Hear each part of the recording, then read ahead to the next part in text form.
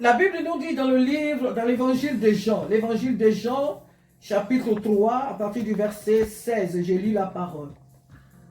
Car Dieu a tant aimé le monde qu'il a donné son Fils unique, afin que quiconque croit en lui ne périsse point, mais qu'il ait la vie éternelle.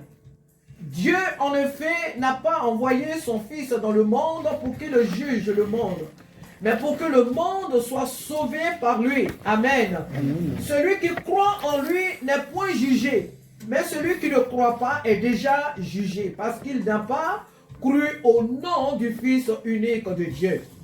Et ce jugement, c'est que la lumière étant venue dans le monde, les hommes ont préféré les ténèbres à la lumière parce que leurs œuvres étaient mauvaises.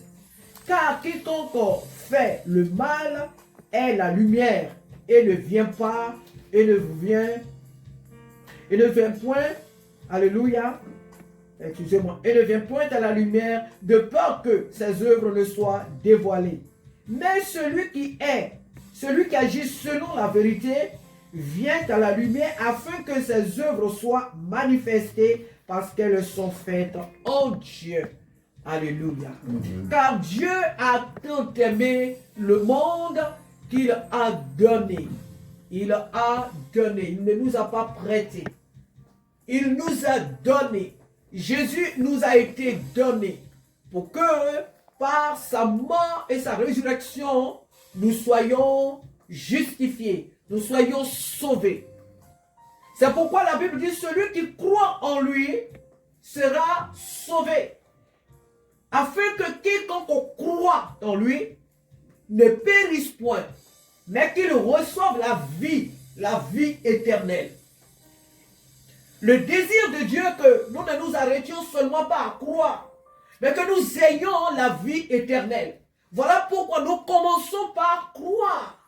Après avoir cru, la vie éternelle nous est immédiatement accordée. La vie auprès de Dieu. Moi, j'aime bien le souligner. C'est vrai que l'enfer, c'est la mort, c'est vrai. Mais là-bas, ils vivent. Mais une vie qui n'est pas la vie de Dieu. Une vie de souffrance. Là-bas, ils sont dans la mort éternelle. Mais nous avons la vie. La vie éternelle auprès de Dieu. La vie dans la présence de Dieu. Après avoir cru, après avoir accepté Jésus comme notre Seigneur et Sauveur, ce qui suit après, c'est la vie éternelle.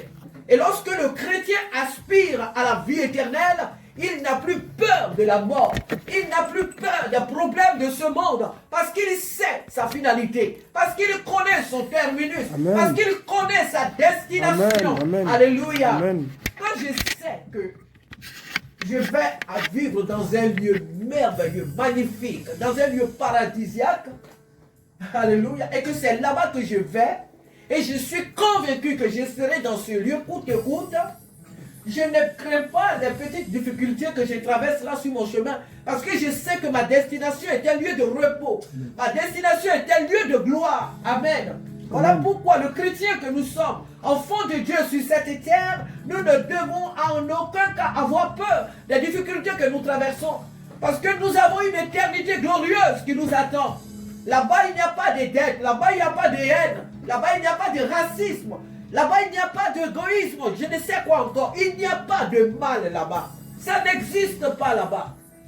Il n'y a pas cette lourdeur que nous avons ici sur cette terre. Pour prier, c'est tout un problème. C'est tout un combat. Pour jeûner, c'est tout un combat.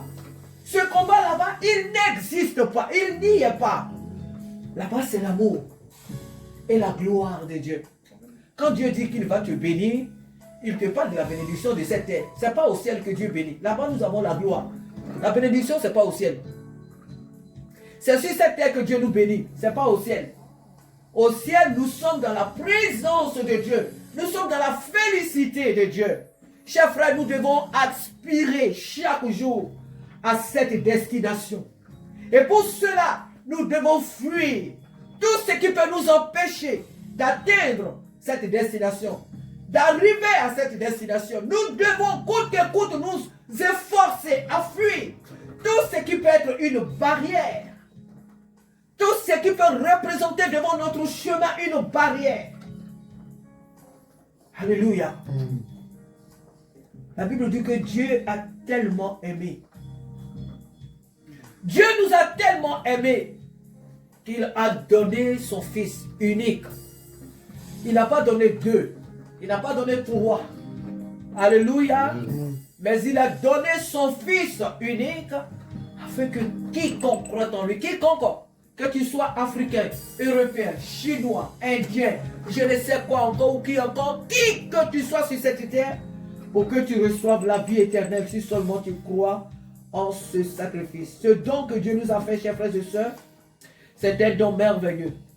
Il y a des gens qui font des dons pourris, des dons hypocrites, des dons dangereux même.